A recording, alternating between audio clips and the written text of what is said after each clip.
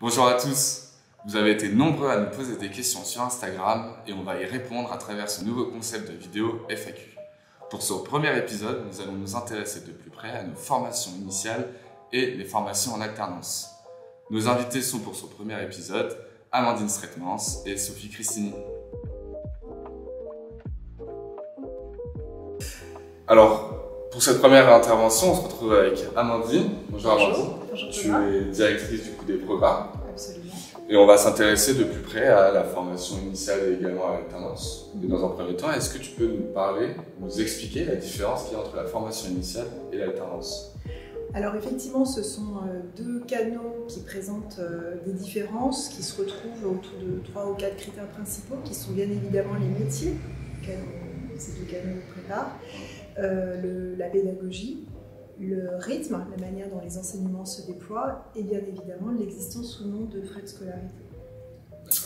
Alors, ce qu'il faut savoir, c'est que l'alternance ne prépare qu'au métier de la fabrication, contrairement à la formation initiale qui va préparer à certains métiers de la fabrication, mais aussi au métier de la création. Je m'explique. Si par exemple un jeune, la formation initiale s'adresse plutôt à des candidats âgés de 16 à 21 ans, si un jeune est intéressé par le métier de joaillier ou de concepteur numérique, on va l'orienter plus naturellement vers la formation initiale et plus précisément vers le certificat supérieur de joaillerie. Si un jeune souhaite devenir designer dans un studio, on va lui proposer de suivre le bachelor design bijoux, toujours en formation initiale. En revanche, si un candidat a vraiment envie de développer l'expertise de la main autour du métier de polisseur, de sertisseur, de bijoutier joaillier ou de lapidaire, on lui proposera effectivement de suivre un cursus en alternance. Ça, c'est pour les métiers, vraiment de manière assez schématique. En termes de pédagogie, il y a une différence majeure, c'est-à-dire que jusqu'à présent, les diplômes auxquels on prépare dans le cadre de l'alternance sont les diplômes de l'éducation nationale. Ce sont les référentiels de l'éducation nationale auxquels on a apporté des ajouts complémentaires, mais la base c'est ça. En revanche, dans le cadre de la formation initiale, la Haute École de Joaillerie a développé ses propres titres qui sont déposés au RNCP, donc auprès de France Compétences. Et là, c'est le cas effectivement du certificat supérieur de joaillerie notamment. Donc ce sont des référentiels propres à la HEJ écrits par des professionnels. En termes de pédagogie, ce qui change, c'est qu'on met beaucoup l'accent dans la formation initiale sur la dimension projet, notamment le projet Technéa, qui est unique pour le moment, qui n'existe qu'au sein de la Haute École de Joaillerie et qui fait travailler de concert la création et la fabrication, comme dans la vraie vie. On met l'accent aussi sur des projets qui sont donnés par des entreprises, notamment dans des projets qui sont proposés par les parrains qui interviennent en formation initiale. Les parrains qui sont principalement des maisons de la place Vendôme. Et dernière chose importante aussi, on met beaucoup l'accent sur l'autonomie de l'apprenant en formation initiale. Voilà pour les différences majeures en termes de pédagogie. Au niveau du rythme, là aussi pour simplifier, en formation initiale, l'enseignement s'apparente peu ou prou à un temps plein, ce qui n'est pas tout à fait le cas dans l'alternance. Alors, en alternance, le rythme se comprend de la manière suivante. Quand on prépare un CAP, un apprenti va passer une semaine en centre, donc va faire 35 heures en centre, c'est aussi un temps plein, ce sera juste une semaine, et ensuite passera 2 semaines en entreprise. Et dans le cas du BMA et de la mention complémentaire, l'apprenti alternera entre une semaine au CFA, une semaine en entreprise. Là, on voit aussi que l'organisation du temps n'est pas la même. Et dernier point important, les frais de scolarité. Oui, du coup, tu as commencé à en parler tout à l'heure, est-ce que tu peux rentrer un peu plus dans le détail? Absolument. Alors, dans le cadre de la formation initiale, effectivement, il existe des frais de scolarité qui sont bien évidemment accessibles sur notre site. Dans le cadre du certificat supérieur de joaillerie, les tarifs sont fixés en 2022 à 8 800 € par an. Donc, c'est un cursus qu'on suit 3 ans. Et dans le cas du bachelor design bijoux, les tarifs, les frais de scolarité sont fixés à 9 870 € par an. Et là aussi, c'est un cursus que l'on suit sur 3 ans. Et pour rebondir aussi quand tu présentais différentes filières, il me semble qu'il y a aussi des stages pour le certificat supérieur de joaillerie et pour le bachelor design bijoux. Tu peux nous en parler un petit peu plus? Oui. Alors, dans les deux cas, certificat supérieur de joaillerie et bachelor design bijoux, les stages sont obligatoires pour pouvoir obtenir son titre. Dans le cas du CSJ, le stage a une durée comprise entre 10 et 12 semaines.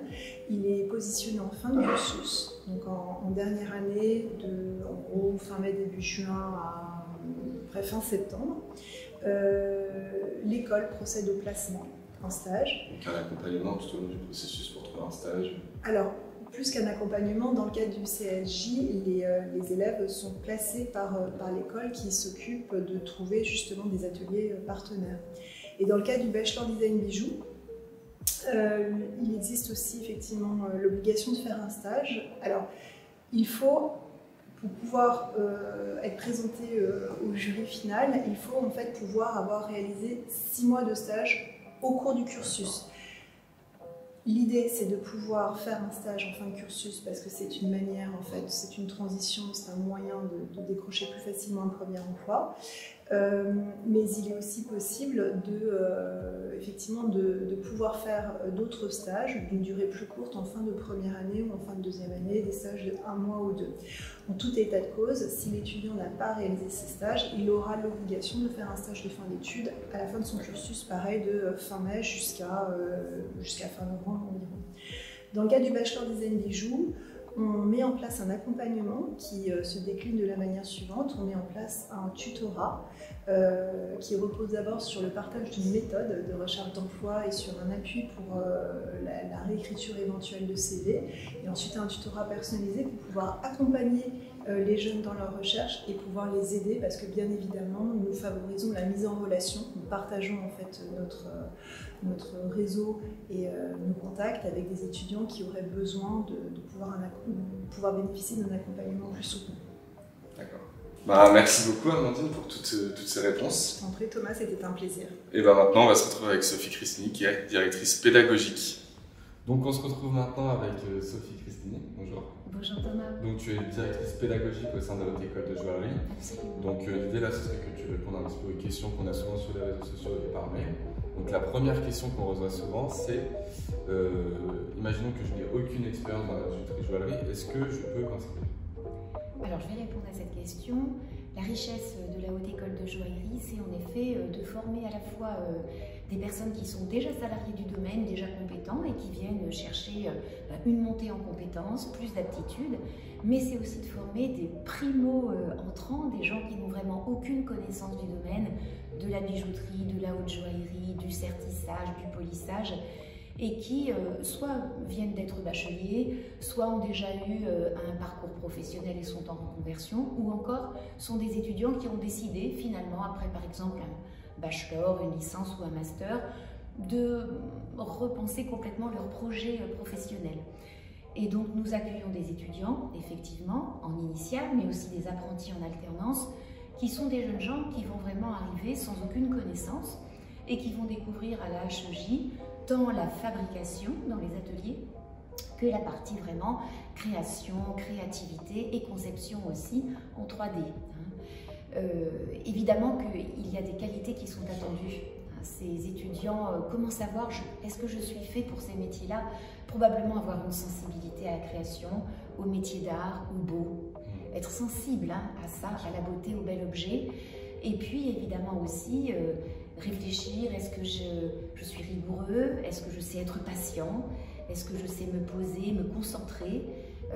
Voilà, est-ce que je réunis au moins une partie de ces qualités-là? Dans ce cas, il est certain que vous pouvez rentrer à l'école. Et il faut savoir également que nous avons à la fois un concours d'entrée pour la partie initiale et un test d'aptitude pour l'apprentissage qui se déroule sous la manière de... On leur fait fabriquer en fait sur ces concours quelques objets pour justement vérifier si ces aptitudes pourraient être là. Et ça permet donc aussi à l'étudiant de se positionner et mieux comprendre son profil. Je dois dire que d'ailleurs, en amont du test ou du concours, sont proposés des stages intensifs. Donc préparatoire au C'est ça. Ça permet là encore aux jeunes même de se préparer et de découvrir où il en est de ces aptitudes-là. Voilà.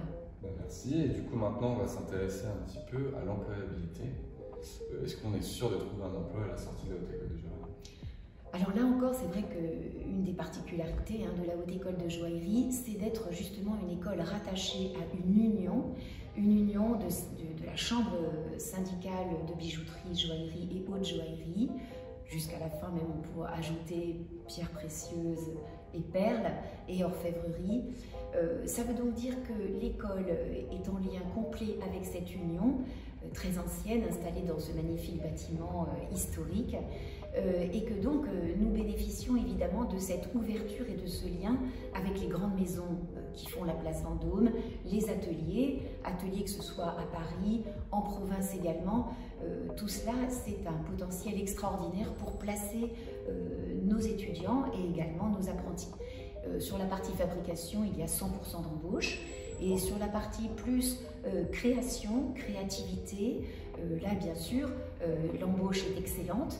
Elle demande par contre à travailler son profil parce qu'il va falloir créer un profil et une envie dans la maison qui va rechercher un presque directeur artistique junior. En fait. Merci beaucoup, Sophie. Merci à toi, Thomas. Et puis on va retrouver maintenant Clément et Thibaut qui sont tous deux élèves de CSJ et de Bachelor Design Bijoux.